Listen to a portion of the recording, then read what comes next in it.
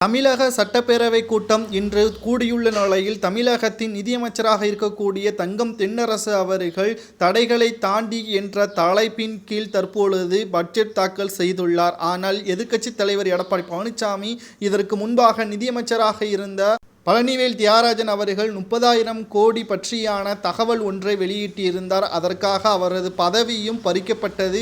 தற்பொழுது தொழில்நுட்பத்துறை அமைச்சராகவும் இருக்கிறார்.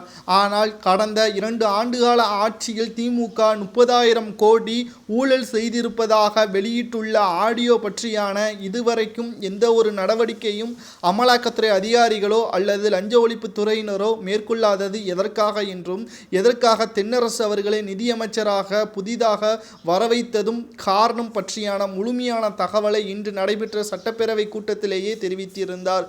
மகளிருக்கான 1000 ரூபாய் ஒதுக்கீடு செய்யப்படுவது அவரது தேர்தல் அறிக்கையில் ஒட்டுமொத்த குடும்ப தலைவிகளுக்கும் கொடுக்கப்படும் என்று தேர்தல் வாக்குறுதியில் முதல்வர் ஸ்டாலின் அவர்கள் தெரிவித்திருந்தார். ஆனால் ஆட்சிக்கு வந்த பிறகு அதை அப்படியே தகுதியுள்ள குடும்ப தலைவிகளுக்கு மட்டும் 1000 ரூபாய் கொடுக்கப்படும் என்றும் 3 மாதத்திற்கு ஒரு முறை கொடுக்கப்படாமல் தற்பொழுது ஏமாளியாக மக்கள் மாறுகிறார்கள் திமுகவின் ஆட்சியில் என்ற கடுமையான விமர்சனத்தையும் முன்வைத்திருக்கிறார். ஏற்கனவே திமுக சட்டமன்ற கூட்டத்தில் பல பிரச்சனைகளுக்கு முற்றுப்புள்ளி வைக்கும் விதமாக எடப்பாடி பழனிசாமி அவர்கள் பேசிய கருத்துக்களுக்கு பதிலளிக்க முடியாமல் வெளிநடப்பு செய்ய வேண்டி திமுகவினர்கள் கூச்சலிட்டு தற்பொழுது எடப்பாடி பழனிசாமி அவர்கள் சட்டப்பேரவையில் இருந்து வெளிநடப்பு நாங்கள் செய்ய முடியாது, கேட்கின்ற கேள்விகளுக்கு சரியான பதில்களை அப்பகுதியில் உள்ள மக்களுக்கு தெரியப்படுத்த வேண்டும்.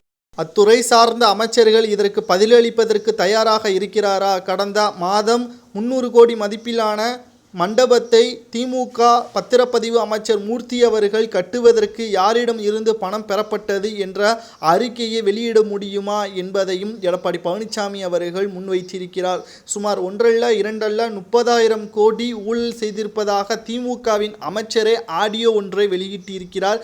அதற்காக அவரது பதவியும் பறிக்கப்பட்டிருக்கிறது. இதனை தட்டி கேட்கக்கூடிய திராணி எங்களுக்கு இருக்கிறது. ஆனால் அதற்கான பதில்களை கொடுக்கக்கூடிய திராணி திமுகவிற்கு இருக்கிறதா என்பதையும் கூறுங்கள் என்று எடப்பாடி பழனிசாமி அவர்கள் சட்டப்பேரவையில் பேசியது ஒட்டுமொத்த திமுகவின் அமைச்சர்களுக்கும் தற்பொழுது மிகப்பெரிய ஒரு மரண அடியாகத்தான் விழுந்திருக்கிறது என்று இணையதளத்தில் சவுக்கு சங்கர் அவர்கள் கூறியுள்ளார். தனது மருமகனை காப்பாற்றுவதற்காக டெல்லிக்கு சென்று மோடி அவர்களின் காலில் விழாத குறையாக ஸ்டாலின் அவர்கள் செய்ததும், தமிழகத்தில் பாஜகவின் தலைவர்களோ அல்லது நரேந்திர மோடியோ அவர்கள் வருகை தரும் பொழுது கருப்பு கலரை அணியாமல் வெள்ளையாக தனது சமாதானத்தை தெரியப்படுத்தும் விதமாக வெளிநாடுகளில் இருந்து இறக்குமதி செய்யப்பட்ட குடையின் மூலமாக வரவேற்றதும் பேசும் பொருளாக மாறியிருக்கிறது. சட்டப்பேரவையில் எடப்பாடி பழனிசாமி அவர்கள் பேசியது சரியா தவறா என்பதை கமெண்ட் வாயிலாக கூறுங்கள்.